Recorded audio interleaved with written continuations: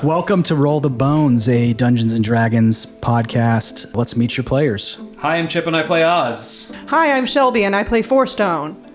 I'm Joel and I play Malkref. Hi, I'm Gretchen and I play Kahu. Inside is my shepherd and you all look like sheep. Good one. And I'm Chris, the DM.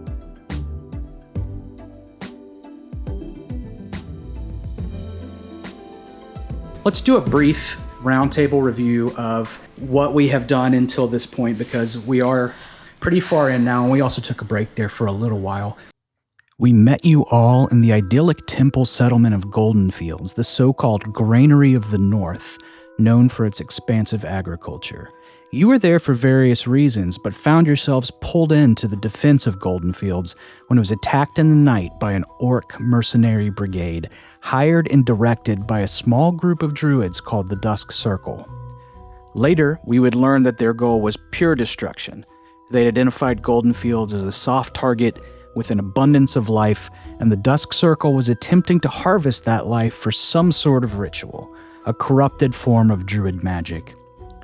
During this time, you met a young demigod named Emerith, the illegitimate child of the goddess Chantia, who had lived a secret, cloistered life within the temple's walls for centuries.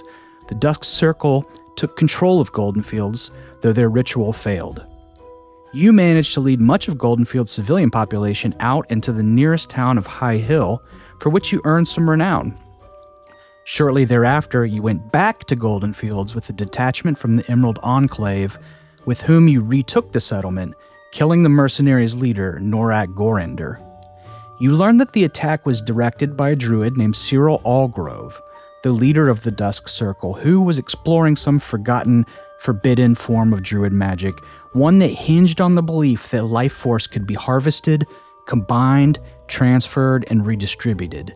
You're now traveling into the Westwood, where he waits in a place called the Blessed Brambles, with however many members of the Dusk Circle remain standing.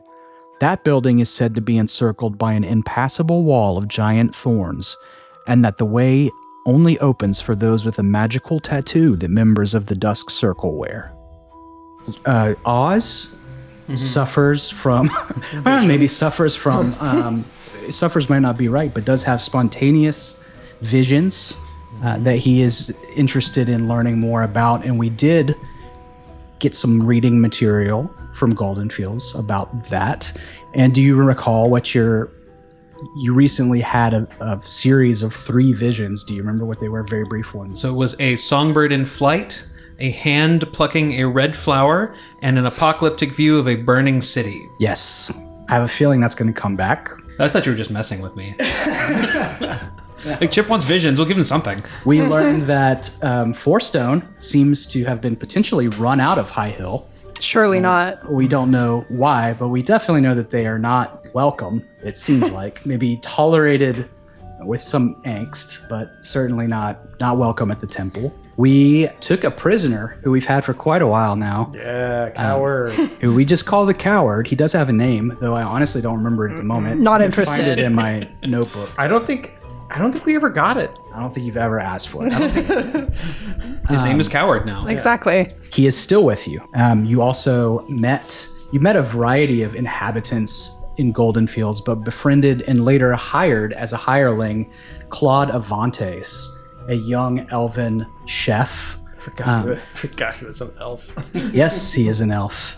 A brilliant chef. What is funny about that? Brilliant chef. What do you think? Chefs can't be brilliant? I mean, I've spent some time with Claude. Okay, well. He wants exotic meat. Yeah, so, well, now's as good a time as any to talk about Claude and what he can do for you. So, Claude Avantes is your new chef hireling, and he can provide you with meals when you rest, in line with the rules for the chef feature from Tasha's Cauldron of Everything. So on a short rest, if you eat a meal and then you use hit dice to regain HP, you now restore an additional 1d8 hit points. Whoa. Cool. And that's like, a mechanic right from Wizards of the Coast. However, Claude has also expressed interest in experimental and exotic dishes. And if you provide him with those sorts of ingredients, he can create somewhat more adventurous fare. Monster Hunter. Yay. Yeah, the weirder or more extreme the ingredient, the more potent the effect of eating it. Good or bad, right? High risks, high rewards. I'm not just like eating like mundane weird stuff. I'm talking about bizarre shit. Yeah. Man Panther. Man Panther. So yeah, this is like an amazing gross cologne. So I will save you like the whole nitty gritty mechanics in terms of the minute details until we get to them, but they do exist. And basically, I'll roll to see if Claude screws up the dish or not. And I have a table of culinary mishaps. And then if you happen to scarf something that is tainted because it was improperly cooked or just a dangerous ingredient, then you will roll to see how badly it harms you as a constitution check, basically. I'm so excited to eat. Yeah. So we'll see if that comes up. We were going to the Westwood, to a place called the Blessed Brambles, which is kind of the hideout of the Dusk Circle where Cyril Allgrove is. And you guys were walking back that direction with the coward in tow and with Claude as well. Yeah, because did we stay the night at High Hill before setting out? I can't remember. Yeah, we left early in the morning Yeah. to try and beat the nighttime. Yes, because we didn't want to go into the Blessed Brambles at nighttime because druids can turn into animals.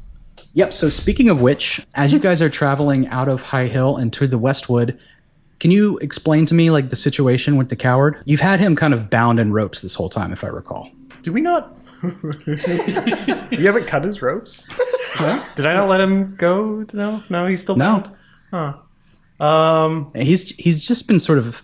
You may remember. So he lost his. Yeah. So, okay, this is a potentially very important piece of lore for where we're heading, is that members of the Dusk Circle have a tattoo on their wrists, just a plain black band, and you have learned that identifies them, but also has some magical effect. It allows them to get into the Blessed Brambles because the Blessed Brambles is supposedly surrounded by like a giant wall of thorns. At some point, while in the captivity of the Emerald Enclave, he lost his.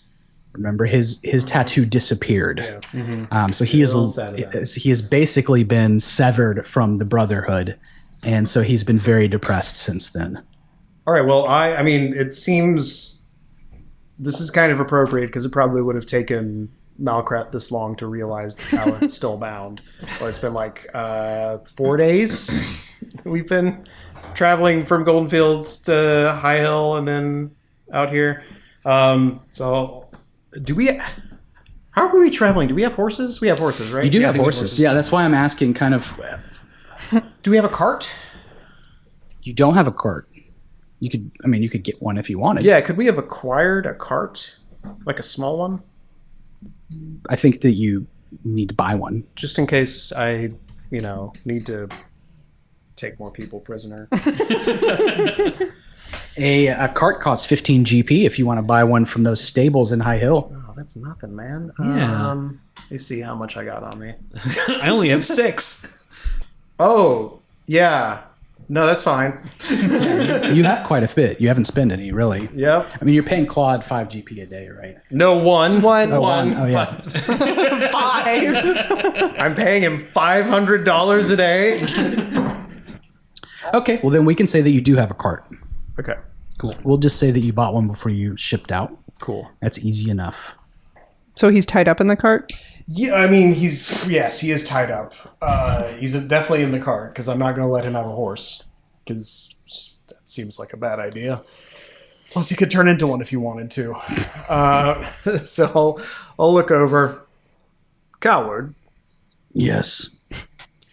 if I cut your bindings, are you going to do anything foolish? I don't know what I'm going to do. Why do you even still have me? You could just let me go. No, I won you fair and square in combat. If you wanted to be free, you would have allowed me to kill you. I mean, if you're asking me if I'm going to try and run away if you take off the bindings, no. You want some insight checks? Go ahead, make an insight check. Where is my insight? Oh, no, cool. I'm trained in it. Ooh, I got a 15. I got a 20. Ooh. Both of you think that he's lying, probably. I don't believe you. He just like kind of shrugs at you and then puts his head back between his knees. All right, fine. Stay tied up. All right, so you're traveling, and a while after you veer off the main road towards the Westwood, you see a small stone cottage up ahead, off the side of the road near the edge of the forest. And Clutter begins sniffing and then barks a few times. He's caught a whiff of the scent coming from the chimney, which can best be described as food adjacent. You're not quite sure what it is. A little cobblestone path leads up to the door, and there's a garden in the front yard with various herbs and exotic flowers growing. And then that's off to your right, and then straight ahead continues the path on into the Westwood. Can I spot anything noteworthy in the garden from where we are? You notice, if you actually pay attention, that there's a little wind chime made of animal bones hanging beside the door, and you can kind of hear it tinkling. But other than that, no, it looks like a pretty normal little cottage. If you want to, you could, I know, Shelby and maybe just Shelby, you can roll a history check if you want. I can certainly roll.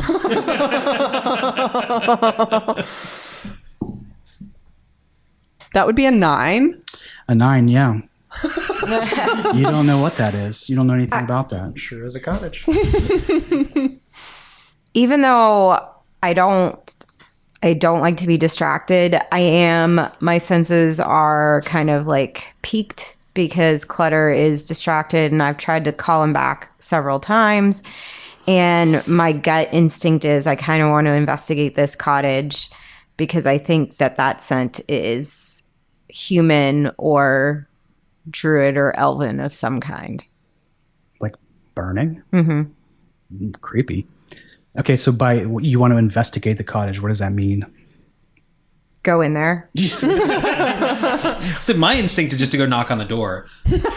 Well, Very polite. it's too late. She said that she just opened the door. So that's what we're going with. That's what she said. Yeah. Well, I mean, that's where I'm being pulled by Clutter. Clutter, that's where he wants to go. He's an assistant. I'm just following at a respectful distance, taking notes. All right, so you step into this cramped, musty room of the cottage, and the air is thick with the pungent smell of herbs and decay and something unsettlingly sweet. And the walls are lined with crooked shelves stuffed with jars of oddities, cloudy liquids and pickled eyes and twisted roots, and a large iron cauldron bubbles ominously in the corner, casting flickering shadows across the floor. And what appears to be a gaunt woman of advanced age sits behind a wooden desk, reading through this massive ledger. And her skin is stretched thin over sharp bones, and she's got patchy gray hair. The whites of her eyes have this weird yellow hue. And although she has the build of like a frail little old lady, she's strangely large. You'd guess she'd probably stand about 7 feet tall if she weren't so hunched over and gnarled. And you see that her pointer finger is thin and unnaturally long.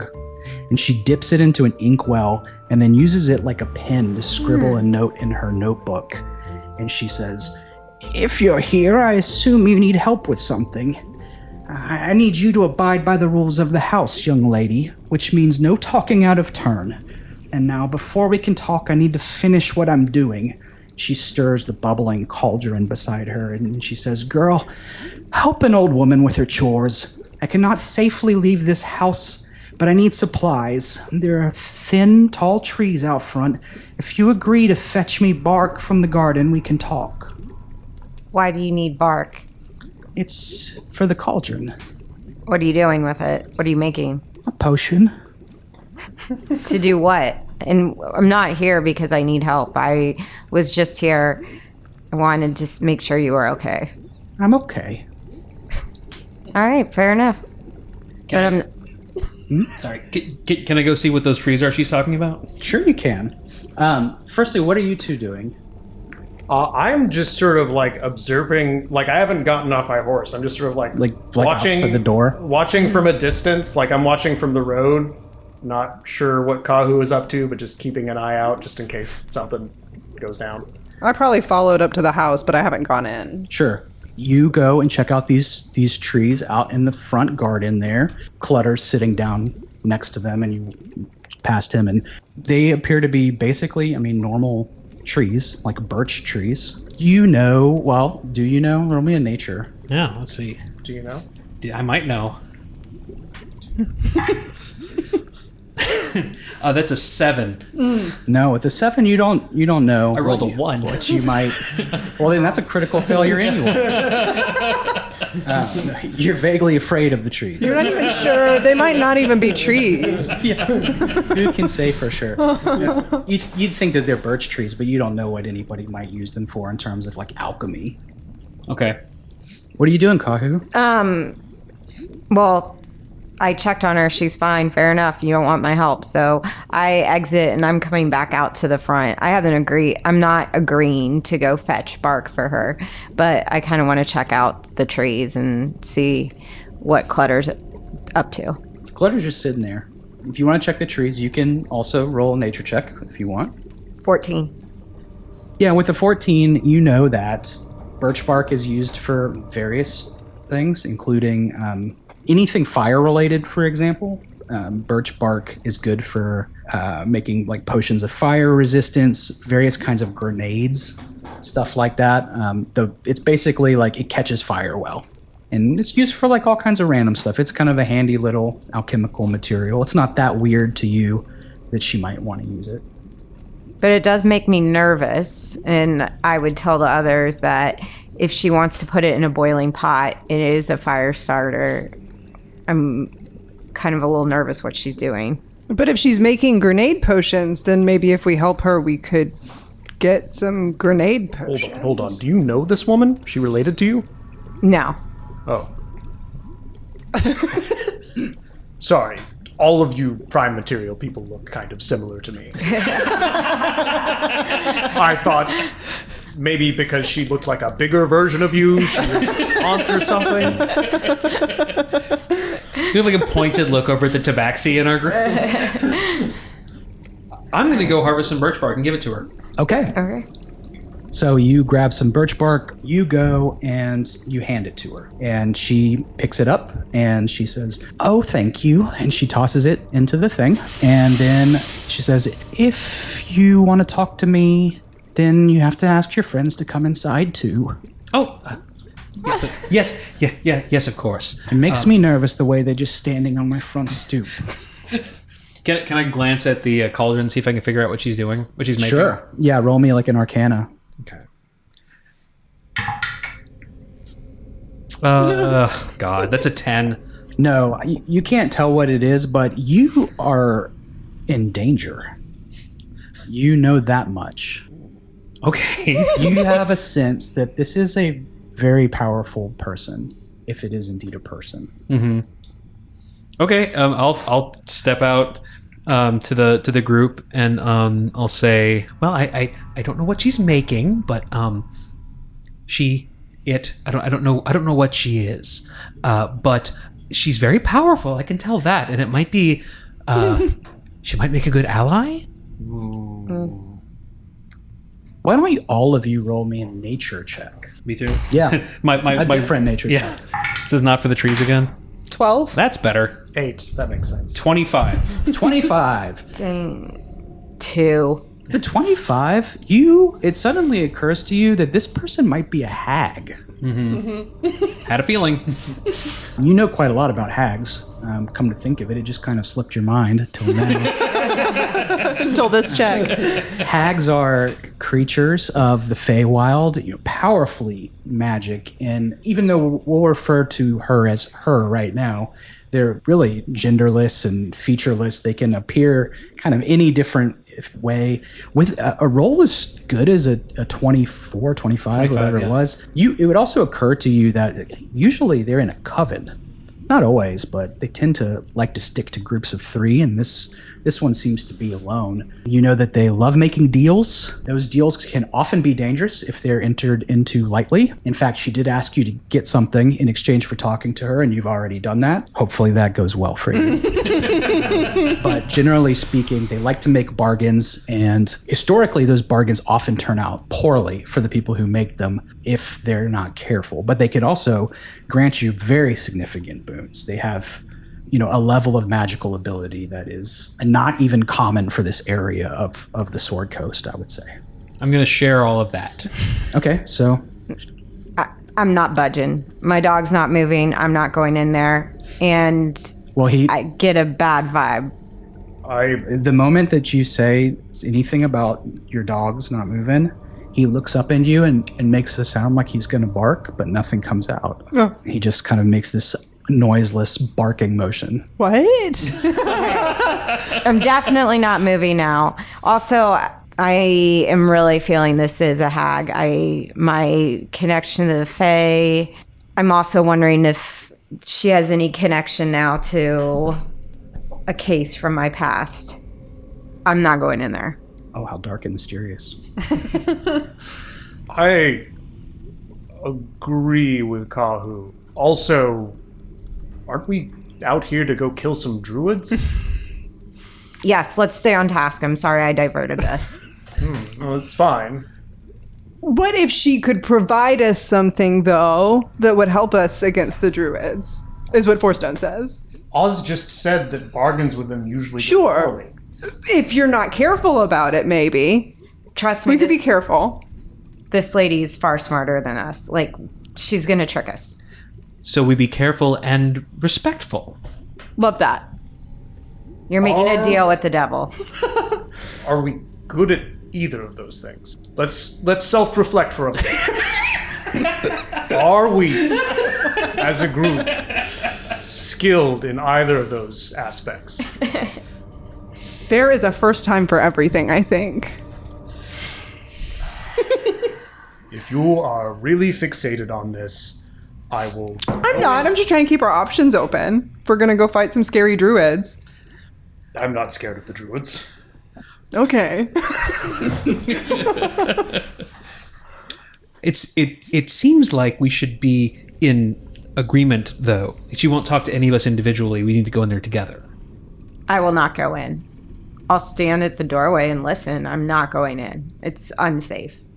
Okay, I'll stick my head back into the house and apologize profusely. Please forgive me. My companions are reluctant to enter. Therefore, since we won't all be stepping into the hut, I suppose I shall bid you good day. She says, "You're such a polite young man. That's too bad. I have a very special set of playing cards, and they've been here waiting for you, actually, for quite some time. You're the one from Candlekeep, yes?" Yes, actually. Do you recognize the robes? I've heard a little bit about you. And like I said, these were made especially for you. I'm gonna go check them out. All right, so you go walking back into the Wizard. I'm going in too, yeah.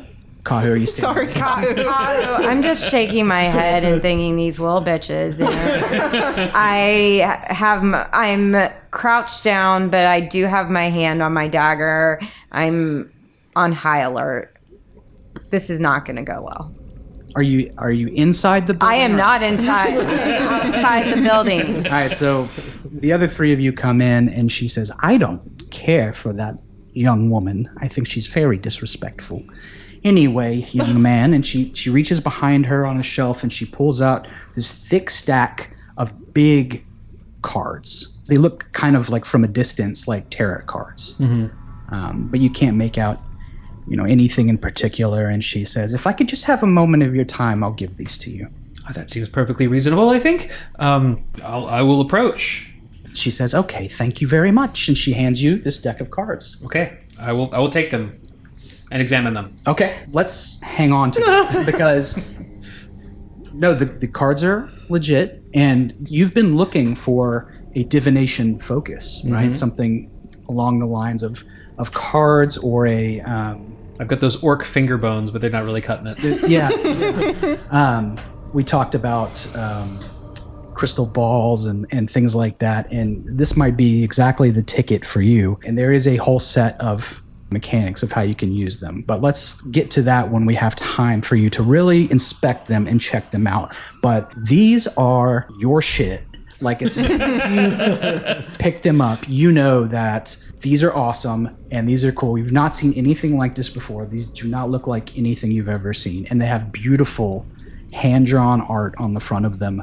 And we will get into that. And she looks to the rest of you and she says, "Is there anything else I can do for any of the rest of you? One of these, perhaps?" And she raises her arm, and on her wrist she has a dusk circle tattoo. Don't we need one of those to get into the... We don't need it, but it would make things easier. I mean, brambles burn. Worst comes to worse. Will they, though? Like, if they can only... If they're, like, magically... For if you really want to make a pact with this hag, I'm not going to stop. What did you just call me? Oh, my goodness. Hag? Is that's... You don't talk anymore, please. What do you want for the tattoo? Theoretically. Well, I don't know if I want to give you anything at this point. You all seem like a rather rude bunch, and before we discuss any of that, I'd prefer to ask you a few questions about yourselves to decide whether or not you're the kind of people I can trust at all. Gith, what is your name? Am I allowed to talk now? You're allowed to talk. My name is Malcrath. Get And Yankee. a Gith Yankee, and you have some sort of queen. May I have her name? Vlakith. Vlakith. The moment that you say that, the name Vlakith disappears from your brain. You can no longer remember She asked if she could have it. the queen's name. How long is a moment of your time that she took? I almost questioned earlier, which moment of time? Right. Oh no! Yeah, get ready. Future moment's gone, but... all right, I will immediately... What have you done? And draw my greatsword. Okay. She smiles like this kind of very nasty grin. She doesn't acknowledge in any other way that you've drawn the greatsword. And she looks at Four and she says, "For you, Cat, the price of doing business with me is simple. At some point in the future, at a time of my choosing, you will be healed the way you've healed others. Do you accept?" You know, tattoos actually don't work great for me, given the fur situation. Thank you so much. Have a great day. Too bad. If you change your mind, I'll still be here. Give me her name back. Give me back my beloved's name. I'll make you a deal for it. How about that? Would you like to hear my terms? They better be good. I know that you all seek the druid named Cyril Allgrove, and yes, I knew him too, and I hated him. He was rude, just like you, and a liar, and he has something that I want. In his possession, he has the only remaining copy of a certain book, and if you promise to bring it to me, I will give you what you want. I will give you back your queen's name, and I will give you one of the tattoos so that you can go into the Blessed Brambles. And by the way, if he dies in the process, all the better. The book is called A History of Feyfolk in the Deseret Valley region, and you should not read it. Do you accept? I have a few clarifying questions. By all means. If I kill you now, does her name come back? It does not, I'm gonna, and you wouldn't be able to. I'm gonna suss that. It's a 19. With a 19, you think that you're trying, this is insight, right? Yeah. You believe that she's telling the truth. If you guys want to roll an Arcana, you can see if anybody knows anything extra about the mechanics of hag bargains. Sure. That is a 16. 21. Okay. It's my job to know stuff. Good Lord. Yes, well, perhaps it makes sense since Kahu is of Fey ancestry, as I guess you're both elves, though. maybe she just knows this piece of lore, but at least the two of you know that a hag bargain flows from the very nature of fey magic. It's bigger than the hag. Once the bargain has been made, if the hag is dead, the bargain's on. If you go against the bargain, there is a penalty. But it doesn't really technically come from the hag. It comes from the very magical stuff of the Feywild. So at least the two of you would know that she is telling the truth. You think that she's telling the truth. And Four is just kind of sitting there. Like, oh. I rolled a 6. Who could say? All right, I'll sheath my greatsword. Do you accept? Yes, I accept. The deal is done. And she grabs her little inkwell and she dips her long fingernail into it and she writes something in her notebook. And then she says, I'll read this contract. The most gracious Morwenna of High Hill grants the following to the four of you. You are hereby granted magical tattoos. And she waves her hand and you all have dusk circle tattoos. And the Gith shall have back his queen's name. And in return, you have 1 week to bring my book back from the home of Cyril Allgrove. Should you stray from the contract, you will receive a harsh lesson about how your actions harm others. Now go on. Off with you. You have work to do. I'll turn and leave. Bye. I'm gonna furiously scribble down some notes, just observations about her hut on my way out the door. Cool. You said we have a week? A week. Okay. It's been... Don't you dare. Don't do it. Don't do it. I already did all I had to. A pox upon you. No. I've cursed your mind. The moment we get outside, from now on, when Kahu has a bad feeling about a situation, we should heed that. That seems fair. Fine. I told you so. I'm now wearing a tabard of someone whose name I can't even remember. I'm gonna try saying the name Vlakith to him. Yeah, okay. You say the name Vlakith, and it comes out of your mouth, but it just doesn't kind of stick in his brain at all. He even hears you say it. Yeah. But if you were to ask him, repeat that back to me, he just can't do it. So my face lights up for a moment and then fades. It's 50 first dates, but like every second. Meanwhile, Clutter is like very nervous. He's like pacing around trying to bark and no sound's coming out because Chip gave his bark away to the hag. What? Oh my god. Oh my god. No. Oops. Sorry about that. I immediately grab my dagger, We can't kill but her yet. We can't kill her yet. Also, I was gonna go for Oz. I prefer you didn't kill Oz.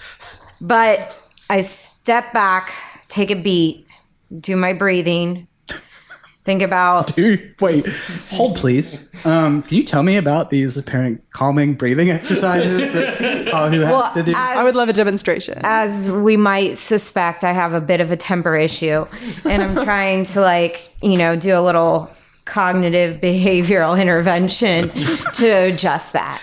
I love it. It doesn't serve me well to explode all the time. So get a little calm down. I, though, come back to the group. I'm going to take Clutter and try to walk out a little ways. Maybe he'll get his bark back if he's out of her sphere of influence. But I just start walking up the path with Clutter, trying not to kill anyone. Okay, so you walk up the path away from her house a little bit, and no, he doesn't get his bark back. Do you think she'll try to kill me? Like, really? Maybe, for real, actually. Yeah, I might. It's a coin flip. I'd kill you. Just between us, I don't mind. Actually, kind of Like, prefer Great the dog for me. silent. Yeah. personally. Guess that makes sense.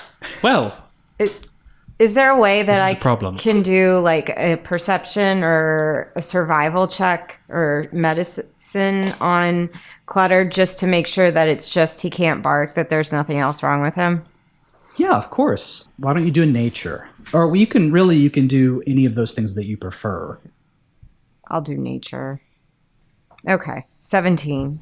So Yeah, he seems fine. he's good. He seems fine. He's just lost his bark. And he seems to have calmed down now. Like it clearly freaked him out when he tried to bark and no sound was coming out. But now he seems kind of back to his old self again. He didn't bark that much to begin with, but he did bark to alert you of things. Yeah, it's super helpful in my job that I have a companion that can alert me to certain things and to danger. Thanks a lot, Oz. You're not even near Oz now. I'm screaming that. I'm holding my voice back for the microphone's benefit. He could. He probably has other sounds. See if you can make him whine. Could he bite your jacket? I just shake my head. Okay. And I sit down on the path, waiting for the rest of y'all to figure out what you're going to do with your lives. We'll start moving the caravan forward to catch up to you. All right, so you guys keep on going, and I'll give you a little rundown on Oz's deck, which we will call the Seer's deck, and I will send you the full rules of the Seer's deck. This ancient deck contains 32 cards, and they are divided into 4 suits of 8 cards each. Each suit represents a magical force. Stars, shadows, storms, spirits. Basically, I mean, it does behave pretty similarly to tarot deck. And you are permitted 1 draw per long rest. You can't draw a card in combat. Mm-hmm. Once you draw a card, well, actually, you don't know that. You don't know what happens when you draw a card. Well, we kind of. Oh, good. No. Until you draw a card. Each card has a certain effect. When you draw a card that takes place, what happens to the card afterwards, you don't know. If you can reuse them, if they fly off into space, you have no idea. You can inspect it more at any time, and I'll tell you a little bit more about it. Okay, yeah, I'm gonna plop my happy ass down on the cart and just really like give these things You a like once over. squeeze in there next to the coward, Yeah. and you're looking at your cards. They have the like if you look, for example, at the stars suit, those cards include the ascendant and the navigator, the comet, the eclipse, the aurora, the meteor. All of them have these beautiful hand-drawn illustrations, and the deck looks very, very old. You think that in addition to whatever effects it might have when you draw cards in this way, that you could probably also use them in your divination work as well. Hell yeah. But yeah, exactly what effects any of them might have, you can't tell. Only that when you draw it, it's like equivalent to a ritual, right? Like you're casting the card, sort of. But just flipping through, they're just art, and it says, the aurora, the meteor. The shadow suit has the veil, the whisper, the shroud.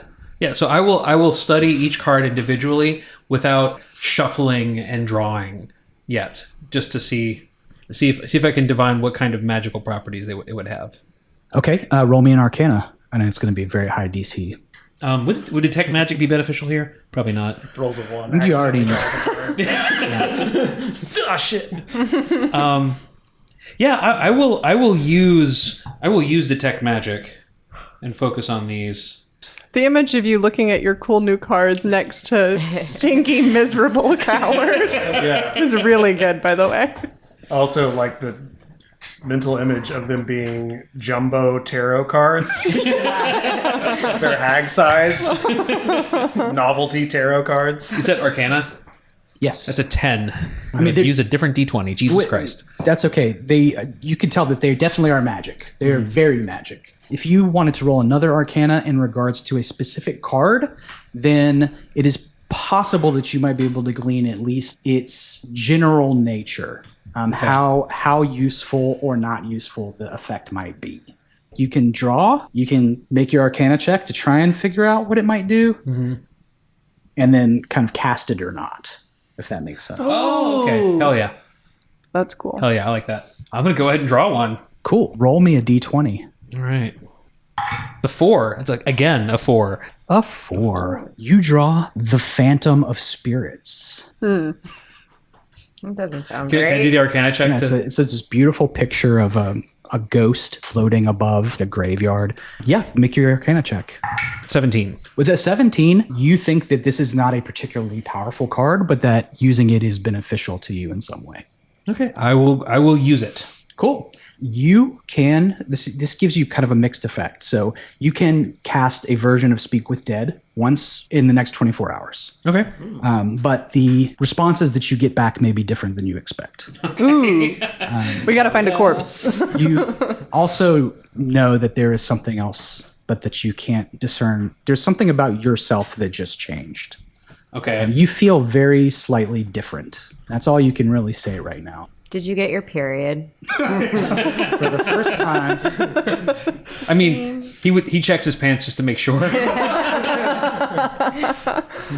Oh, everything's fine. Just in case. all right. So what are we doing? I'm assuming I'm on the horse pulling the cart. I'm gonna turn around in my saddle and roll up the sleeve of my armor and say, "Hey, coward, check it out." He looks up and then he starts like quietly crying again. So he's putting on a brave face and trying not to, but a solitary teardrop runs down his cheek and leaves it a big, like a track because his face is so dirty because he's just been collecting dust for days. He puts his head back between his legs. All right, so are you continuing on into the wood? Hang on. I don't notice anything weird about Oz when I turn around to the cart, do I? Okay. No. I'm gonna smack Coward. Like, do I look different to you at all right now? Yeah, you do. How? Can't quite put my finger on it, but I think you're cursed. Oh. Interesting. Do you want to roll an insight check? Yeah. That is a 19. You are positive he's fucking with you. What a little asshole. I mean, we have been keeping him as a prisoner. Yeah. Okay. Yeah, I hate this character. I'm so mad that he's been around this whole time. He was supposed to die in like the first episode. That's D&D for you. Yeah. Players will hook on to whatever NPC, and that'll be their new favorite. We're going to see about that. Don't you take everything away from me, Chris. The Westwood is an old growth forest with a dense canopy. Even in the afternoon, it's like twilight. Many of the trees are massive, so there's not that much underbrush. You're usually walking on dirt and dead leaves. This forest is old, and it has seen many stories, many deaths. A little ways in, you do notice a few copses of weird trees, slightly discolored. Their bark feels extremely durable if you were to touch it in passing. Like, it would be very difficult to cut down. Mm-hmm. These are few and far between, but it is something that you notice. The trail starts to dissipate as you get further into the woods. And just ahead, there's a small river about 10 feet across. And it's probably only a few feet deep, but it's in the direction that you vaguely think that you need to go to get to the Blessed Brambles. If we recall, you do have a map and an X on where they think it is. I mentioned the river because you do have a cart and horses. Oh, like there's no bridge. There's no bridge. Oh, man, I got to Oregon Trail this fucker. Yeah. Well, can't we just... I can go across first, see what the current's like in the depth, and then we can just go across with the horse and the cart if Oz and Coward get out. Anyone have proficiency in fording a river? I always like the caulk and float. Yeah. Does it look like there's like a shallower part we might be able to ford? Yeah. There's definitely a part that looks shallower.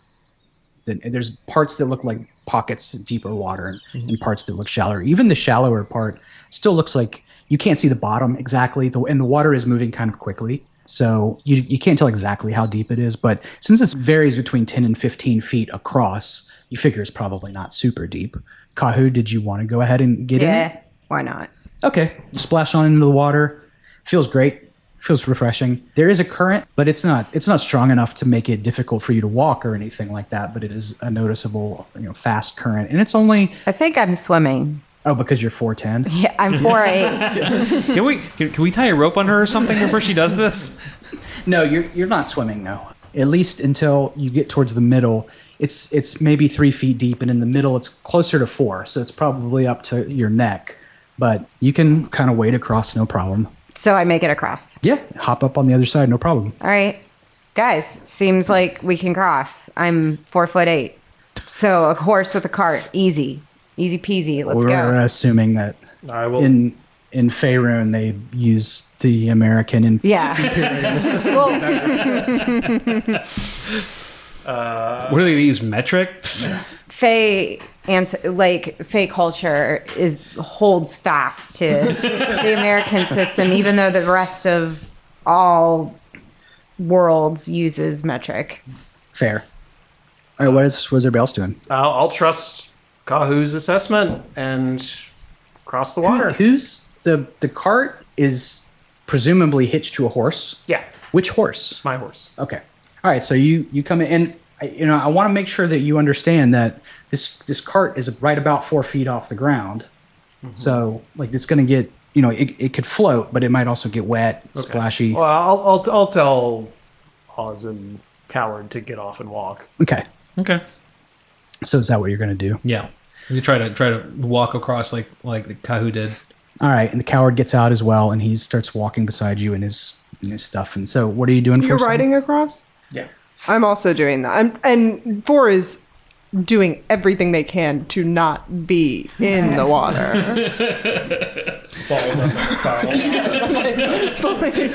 Please.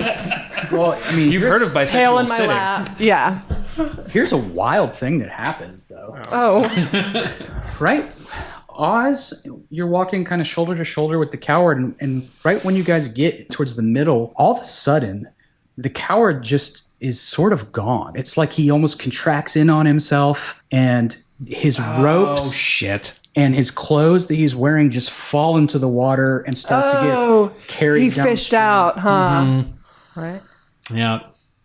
Do you want to make a perception check? Yes, I would love to do that. 14. Indeed, you feel what seems like something swims next to your leg and speeds off down the current. Let's see. Did you Magic missile. We love a guaranteed hit. Okay, so let's make sure, because I think the magic missile can only hit things you can see. I think you might be right. Let me see here. Yeah, that you can see within range. Exactly. And you cannot see Dang. at the bottom of this river whatever this aquatic creature is. You just really want Coward gone. I'm gonna stick my head under the water with my eyes open and try to see if I can see him and magic missile him under the water. I'm gonna turn around at this point because I hear a big splash when you go under, and I turn around and see Coward's clothes, no Oz. Yeah, and they're floating down the stream. By this point, they're like 10 feet down the stream. What? I can't cast magic missile because it's verbal component. You could. You're just not trying hard enough.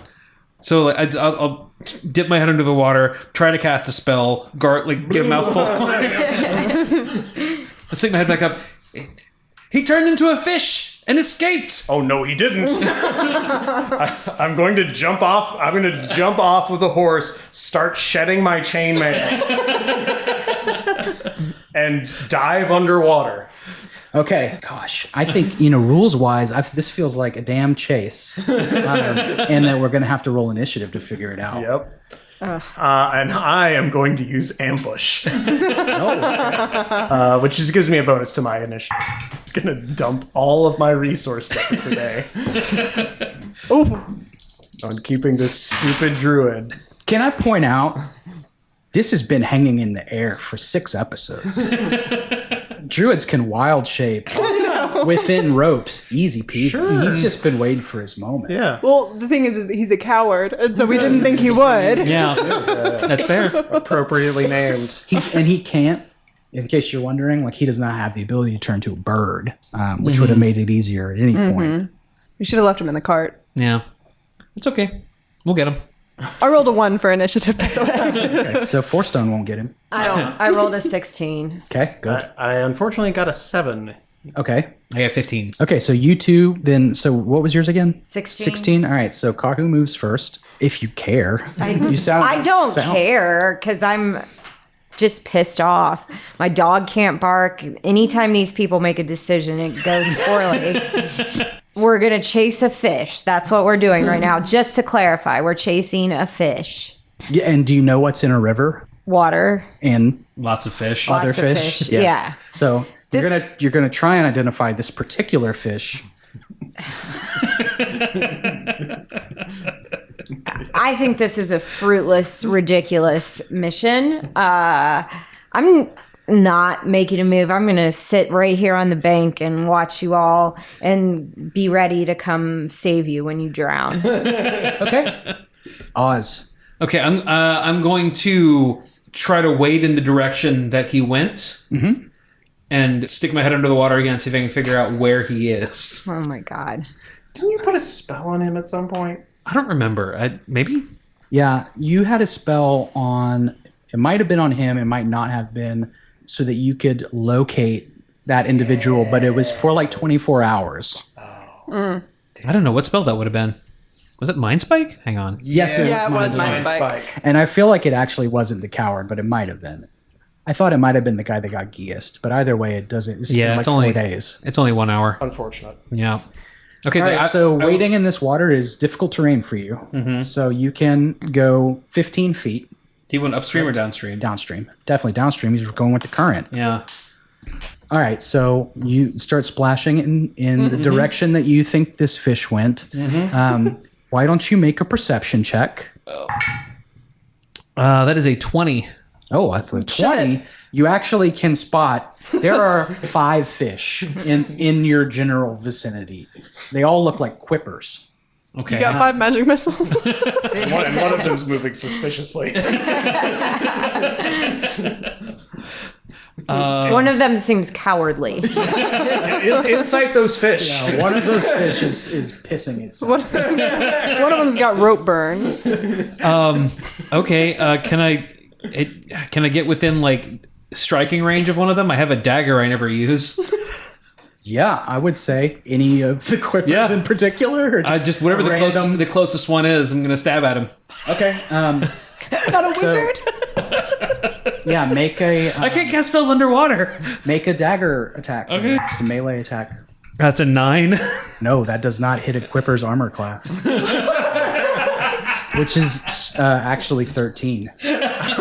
They're small. Yeah, they're like piranhas. How does a fish have like an armor class almost the same as me? Because smaller targets have higher armor class. Yeah, they're hard to hit. It's not just Dexterity. like the strength of your armor, right?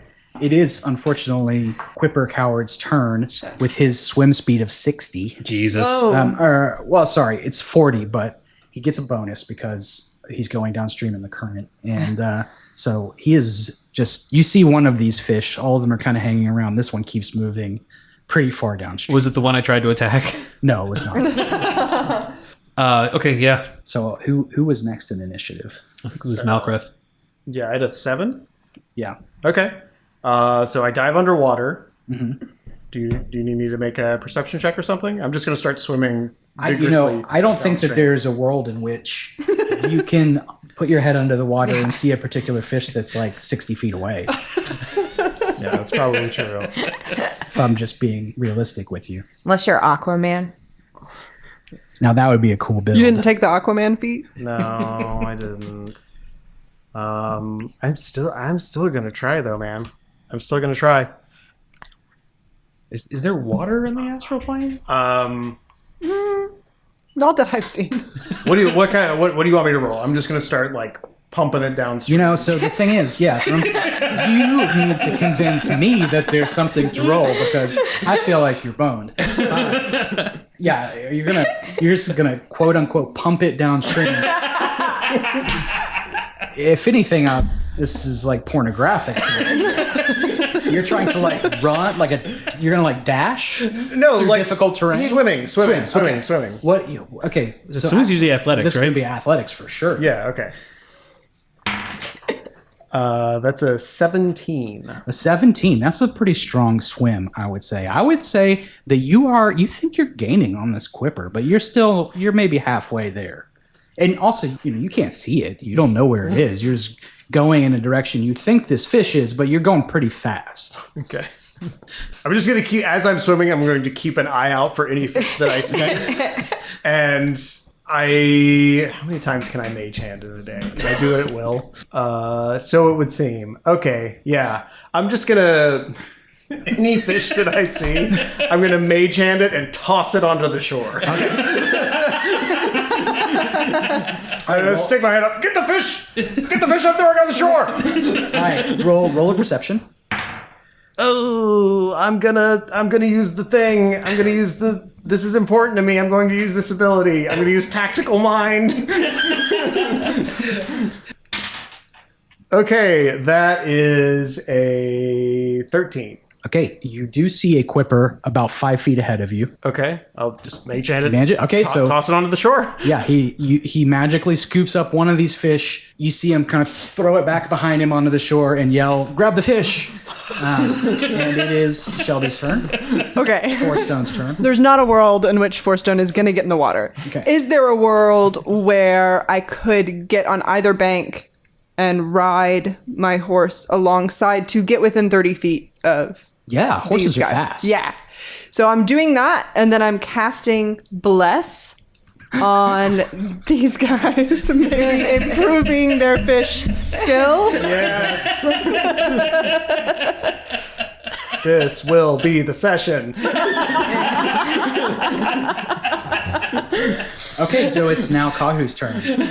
Kahu is watching this unfold. Clutter is doing what? Barking silently. Clutter is taking a nap because we're both just exasperated with this foolishness. I truly don't know what to do in this situation because it seems like it's just such a waste of our resources and our strength. Jesus. To be sure. It's rough being the straight man in this party. I am going to... Can I run up the bank? Because I'm already on the bank. And, like, shoot an arrow into the river at maybe, like, a fish. I mean, everyone's doing something ridiculous. I might as well join in to make... I don't think that you could see a fish from this distance. I know that's I underwater, can't, But if yeah. you want to shoot a random arrow upstream on the chance that you might hit one, then of course you can. I'd love to do that, yeah. So just give me like a melee attack roll on the river. 15. A 15. You shoot a beautifully arcing arrow down the stream and it splashes into the water and it disappears beneath the surface, and that's all that happens. And I turn to Clutter and say, all right, I did my part. It is Oz's turn. I like the mage hand idea. I'm going to copy what Malkrith is doing. Put my head above the water, summon the mage hand, go back down under the water, and then keep going, and then do the same thing with tossing the fish out. Okay. Well, and so you have to gain some distance, right? Because Yeah. he's pretty far ahead of you. So why don't you roll me in athletics and we'll see to try and judge how close you can get. Make a swim check in all those robes. With my nice new shoes. Oh, that's right. That's a 10. Yeah. You swim pretty slow. This is exactly as described. You are, not the most athletic guy. You are wearing not the right attire for this. You don't feel like you're close to where you think this fish is. It is now the coward's turn, and he swims another 40 feet away from you guys. Excuse me, 60. He's getting pretty far off in the distance, and he jumps up out of the water. Bitch. It breaches like a dolphin and splashes back under. There, I think that was him. Probably get him. Meanwhile, the other fish that was flopped up on the bank is just like slowly dying. It is your turn, Malkrith. You want me to make another athletics to see how much distance I can gain? Yeah. Okay. No. I don't know if it's possible. How many times a day can I use this? Are we going to take a long rest before we get to the actual grove? I don't think so. I mean, it seems like it's based on my second winds, so I can probably do it as much as I have second wind, and I still have 2 second winds left. So here we go. Oh yeah, that's a 24. Okay. You swim faster than you've ever swam in your life. Against all odds, you just know that you are going to outswim this fish and that you are gaining on it, even though you're probably not really. And you saw it. You know that it's out there in front of you because he jumped up out of the water and made sure that you saw. Okay. All right, well, I'm going to start ignoring the other fish. I'm going to stop mage handing other fish and just focus on catching up to Coward. Okay, and it's Fourstone's turn. Okay, I'm gonna keep riding along the bank to try and catch up to where we saw the fish jump out. Which you can do because the horse is very fast. 60 feet move speed.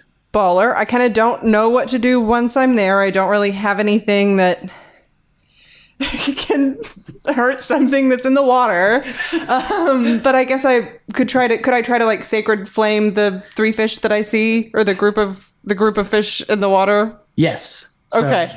Roll it with disadvantage though. And you Okay. have to pick one of the 3 fish. Well, roll me a perception check. Okay. That's a 17. Okay, so you pick out one of those fish seems to be moving, fast and directly downstream. The other 2 are kind of meandering. Okay. So I'm going to try and hit him with a sacred flame. You said disadvantage? That's right. Okay. That's a 6. Okay, so you don't hit. Cool. And then we are back to Kahu. Okay, y'all, we are chasing windmills out here. We are never going to catch this fish by swimming. This is ridiculous.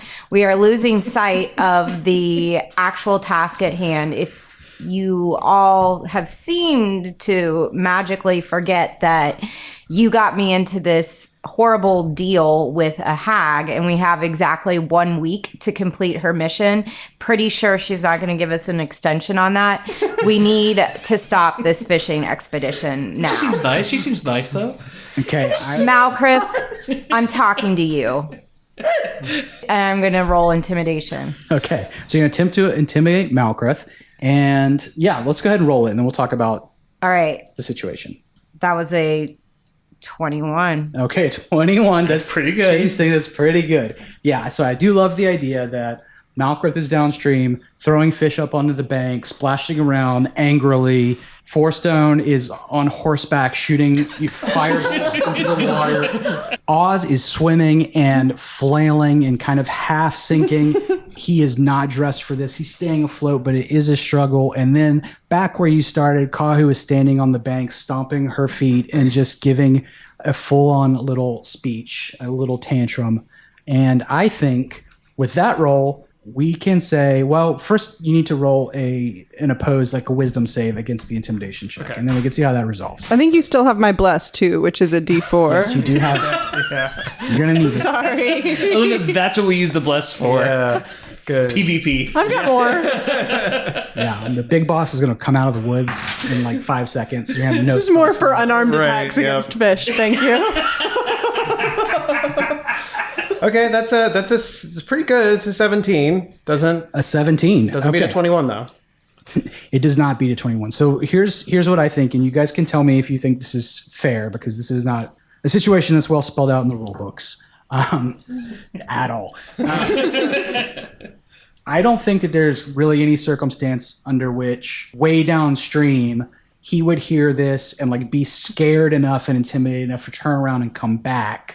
That doesn't seem in character, but I do think that it makes sense that he would be able to hear that he's being yelled at and be aware that she is mad and screaming back behind, and that at least that might give him pause or make him hesitate in his swimming. Yeah, I think because Kahu also came down the shore a little bit, right? Yeah, because Yeah, pretty far to fire shot an an arrow arrow. into the water. Yeah, to provide support. Just hope it hits a fish. Okay, so yeah, I will probably be able to make out parts of what you're saying, and the fact that you're mad doesn't really do much for me because you're always mad. But my ear will perk up and catch what you're saying about the hag curse, and that we have like a week, and then I'll start thinking about my beloved Lich Queen, whose name I cannot remember, and have a brief internal struggle before Malkrith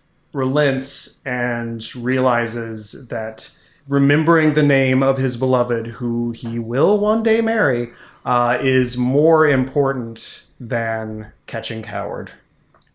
And so I just suddenly stop swimming and slowly rise out of the water, standing now in the river, the water crashing against me. Sort of sigh.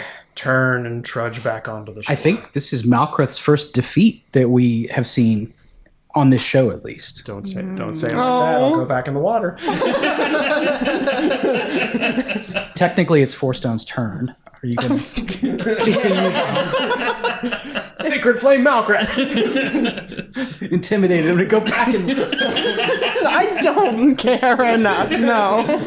The faster we get away from the river, it's fine with me. Okay. All right, then. We're going to say the coward swims off into the distance. I wouldn't exactly say victorious. I think this has been the most traumatic week of his life by like a large margin, but somehow has survived against all odds. And maybe you'll meet again someday. Or maybe he'll just stay a fish. You never know. And just live a sad little fish life because you've taken everything else from him. You all climb up out of the water on the other side. I'm like, Do we... Does, drenched with my glasses like halfway down my nose. does Fourstone go across on the horse? Yeah. Okay. Start wringing out my akaton and make my way back up to where I tossed my chainmail. I'll take my knees off the saddle. Or my feet off the saddle. Claude is sitting on the back of the thing still, I would guess. We haven't talked about... Oh, yeah. Oh, yeah. I was just thinking about Claude and how he didn't help. I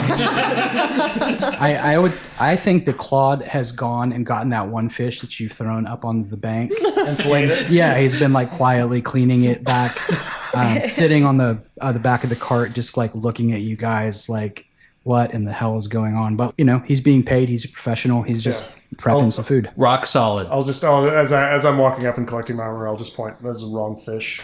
It's a good team effort, though. That's too bad. I'll clap my hand on Kahu's shoulder. You were right. You were right. I lost sight of our goal. Thank you for reining me in. You're welcome. And I know I'm right. Well, maybe we'll find him again someday. We'll find you a new hostage, I'm sure. Oh, certainly. These druids don't seem interested in fighting to the death, oddly enough. You continue on down the trail. It is getting to be close to dusk at this point. It was not a long diversion, this whole situation in the water, but you're not making as efficient time as you could. But nonetheless, you crest a small ridge and suddenly it is before you. What looks like a thorn bush, only impossibly overgrown. These vines are as thick as trees and the thorns are like spears. And this forms a wall of sorts about 20 feet high that rings around what looks like an ancient stone temple that's all badly overgrown with moss and ivy, and it's kind of just down the hill from you.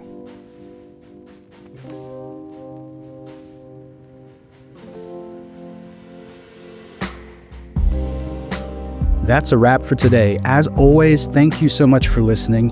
You can get in touch with us at hello@rollthebonespodcast.com, and it makes our day to hear from you.